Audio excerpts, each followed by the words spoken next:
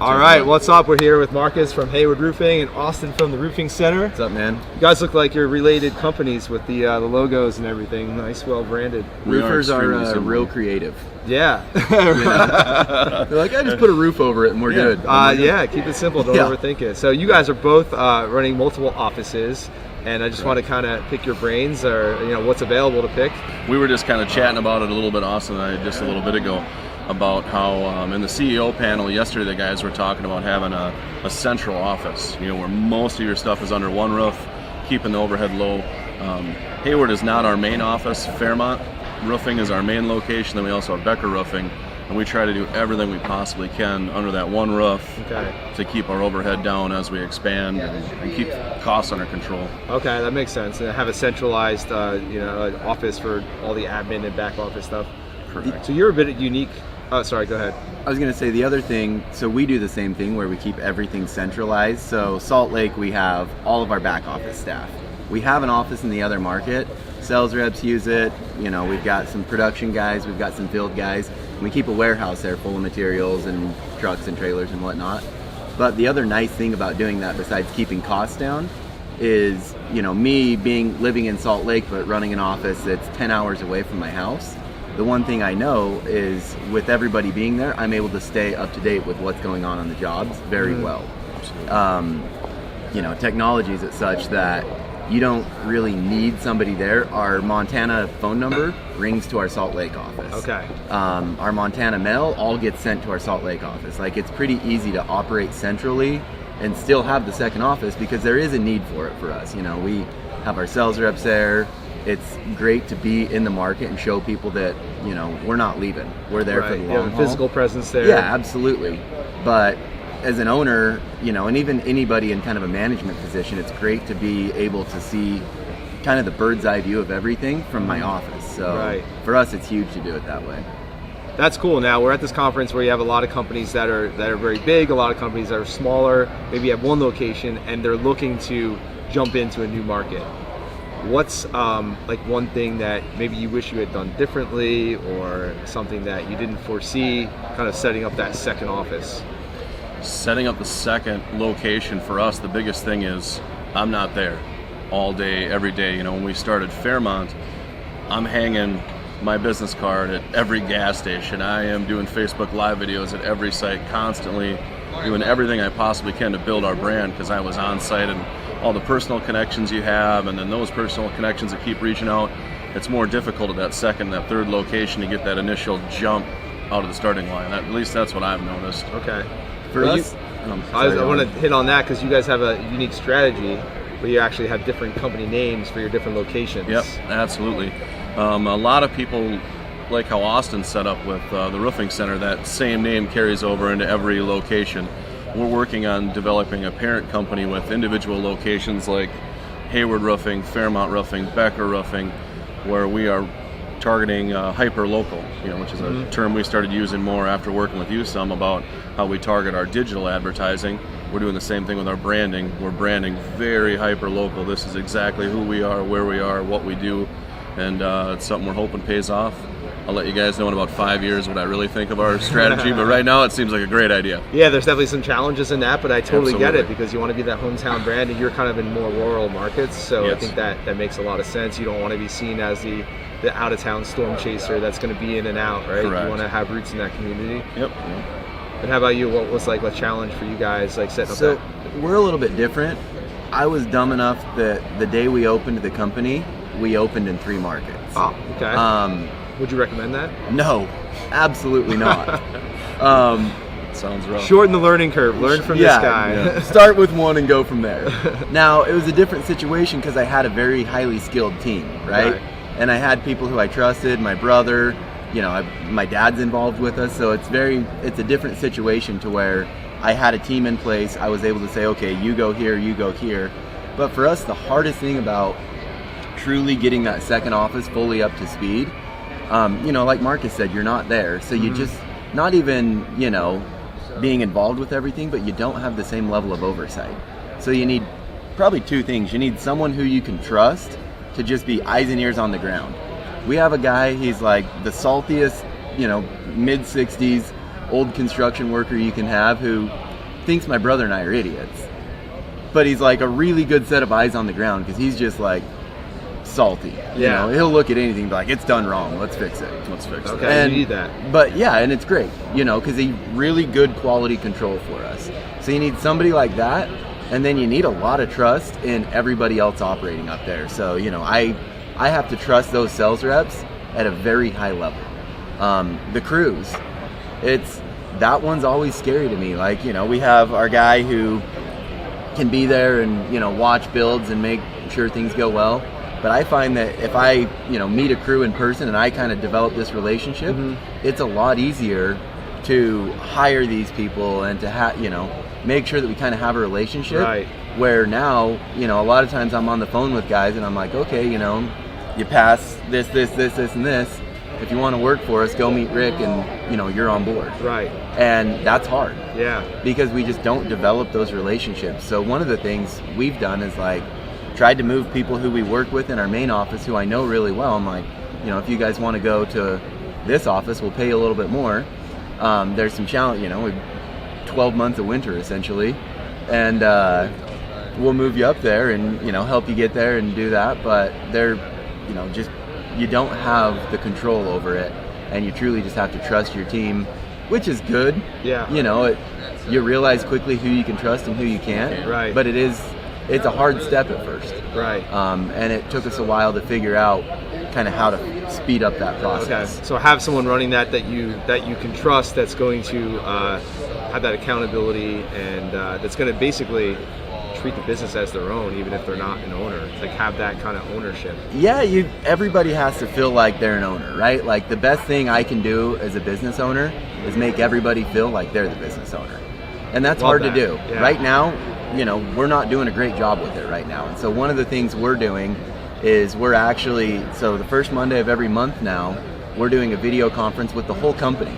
Awesome. And, you know, everyone's going to be in our Bozeman office, everyone's going to be in our Salt Lake office, and we're just going to run through things as a company, do some, you know, awards. Hey, you did a great job. Here's a gift card, this and that. Reinforcement. What I realize is a lot of our guys, especially in our North office, I mean, they don't know the people in the office. Yeah. You know, my one guy talks to my production manager 5 times a day. He's never met him. Never met him face to face. And, you know, when you're a salty 65-year-old old construction worker, that's a little hard. You're not used to that type of working environment. Absolutely. And so trying to break down some of those walls and bring the team together when at times they're 12 hours apart and worlds apart in life. Yeah. And so it's trying to bring that together. And so we're working on that right now of, you know, having those meetings, bringing the teams together.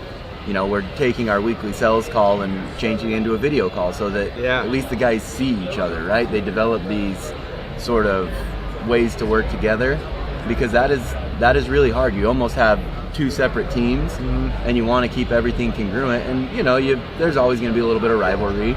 My guys in Montana are always talking about how they want to sell more than the guys in Utah. That's cool. Yeah, it's great. But you're still fighting to keep it all one. Yeah, you unit. want to keep it together, right? Like, you want it to stay friendly. Well, with technology these days, there's a lot of technology that enables you to do that. Video conferencing and software and dashboards and everything, so that can make it maybe a little bit easier to have those different tentacles out there and everyone on the same page, right? Having CRMs, the way things are set up now, it's so easy to have multiple offices, keep everybody connected.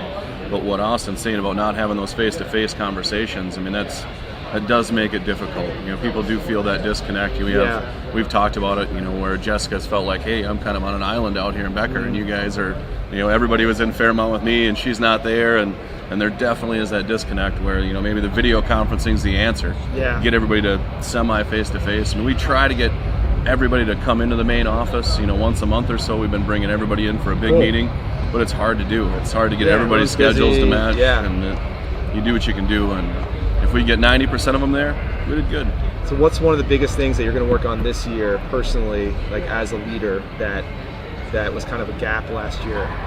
Training. Yeah. Very specific training. You know, a lot of the things I did not go anywhere near in depth enough, you know, especially with our sales training. I mean, even there's stuff in the last couple days here we've already learned where it's like, man, I really have been dropping the ball, where I say it, I show it and I think, all right, well, you should have this. Yeah, right. I mean, I've told you 3 times. How do you not know this? Yeah. Like, well, maybe you need to go through it with them 50 times until you're sure it sticks, and then they're doing it the same way. I mean, you just assume everybody gets it like you do, and it does not work that way. And that's been my biggest pitfall as a leader, is not being consistent enough and following up on the training enough to make sure we're on the same page. It's good to have that self-awareness and that humility to realize that, right? Yeah, absolutely. How about you, Austin?